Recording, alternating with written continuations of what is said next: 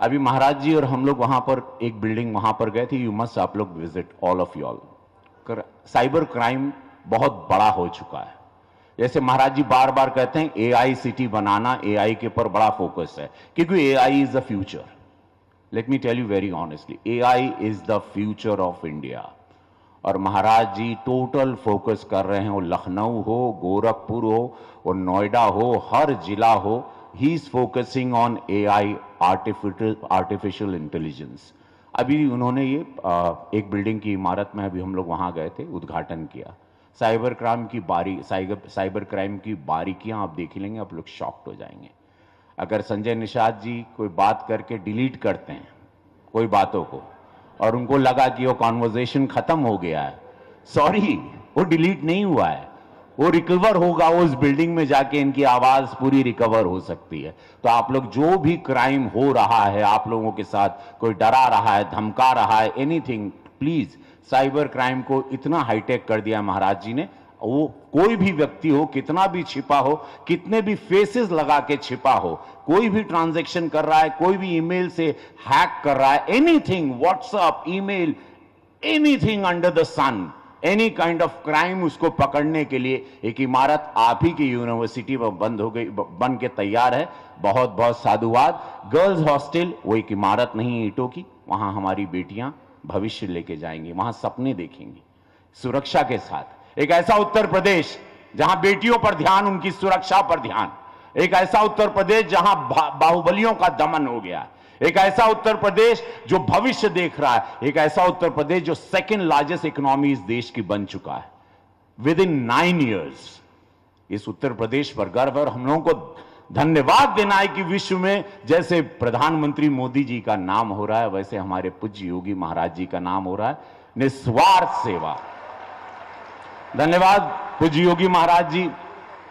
शब्द कम पड़ते हैं, समय कम है, अभाव है, बहुत सारी बातें आपके लिए हमेशा मन में आती है और मैं निरंतर इनके लिए 24 घंटे बोल सकता हूं, बिकॉज मैंने बहुत बारीकी से इनको करीब से देखा है।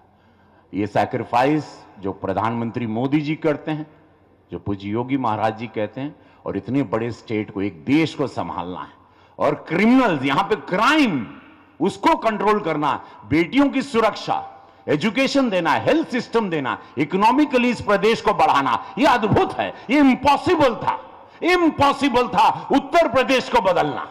2017 के पहले वाहियात था, यह बीमारू प्रदेश था। अनबिलीवेबल। थैंक यू, धन्यवाद। एक बार मेरे साथ सब लोग बोलेंगे, भारत माता की, भारत माता की, वंदे वंदे। Thank you so much. आज मुझे मदन मोहन मालवीय प्रौद्योगिकी विश्वविद्यालय में 2 बड़े कार्यक्रमों के साथ जुड़ने का सौभाग्य प्राप्त हुआ है। आज की जो सबसे महत्वपूर्ण आवश्यकताओं में से एक वर्ल्ड क्लास फॉरेंसिक लैब का उद्घाटन यहां पर आज अभी कुछ ही देर पहले संपन्न हुआ है और दूसरा यहां की बालिकाओं के लिए पावर ग्रिड के सीएसआर से 144 बेडेड गर्ल्स हॉस्टल के शिलान्यास का कार्यक्रम संपन्न हुआ है। वास्तव में बेटी सुरक्षित हो, उसका सम्मान हो और स्वावलंबन के पथ पर वह अग्रसर होकर के नए भारत के निर्माण में अपनी भूमिका का निर्वहन प्रभावी ढंग से कर सके, इस दृष्टि से उस प्रकार की सुविधाएं आज की आवश्यकता है। आप याद करिए, आज हॉस्टल बन रहे हैं। हर बड़े महानगर में हम कामकाजी महिलाओं के लिए श्रमजीवी हॉस्टल का निर्माण भी कर रहे हैं। कामकाजी महिलाओं के लिए किसी भी समाज में सुरक्षा का मानक क्या हो सकता कि अगर महिलाएं बिना किसी भय के कार्य करने के लिए निकल रही हैं तो वह एक सुरक्षा के बेहतर परिणाम को प्रदर्शित करता है। 2017 के पहले यह एक चुनौती थी।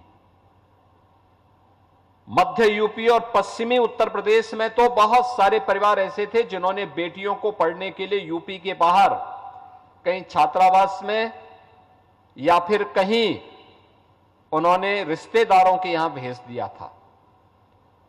और आज मुझे अच्छा लगता है, वह पश्चिमी यूपी हो या पूर्वी यूपी या मध्य यूपी या बुंदेलखंड, आज बेटी अपने घर से पढ़ने के लिए जाती है, शहरों में कार्य करने के लिए जाती है। और इन 9 वर्षों में उत्तर प्रदेश के अंदर वीमेन वर्कफोर्स, उत्तर प्रदेश के अंदर सरकारी हो या निजी क्षेत्र में, यह 12% से बढ़कर के अब 36% को क्रॉस कर चुका है। यानी 2017 के पहले जो कामकाजी महिलाओं की संख्या थी वह 12% से कम थी, आज वो बढ़कर के 36% पहुंच चुका है। और मैं मानता हूं कि जब अगला चुनाव आएगा तो रवि किशन की सीट पर भी कोई महिला दावेदार हो सकती है।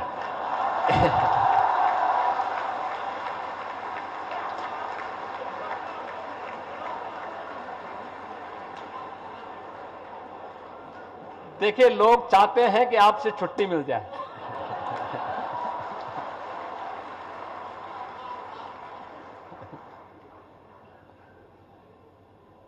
क्योंकि नारी शक्ति वंदन अधिनियम अब संसद से पास हो चुका है और प्रधानमंत्री जी की इच्छा भी है कि 2029 के चुनाव में ये लागू हो जाए।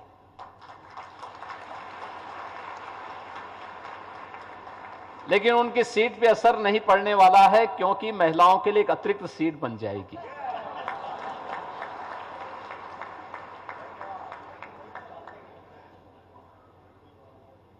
लेकिन यह एक सुखद अनुभूति का है कि जब समाज में महिला और पुरुष का भेद समाप्त हो,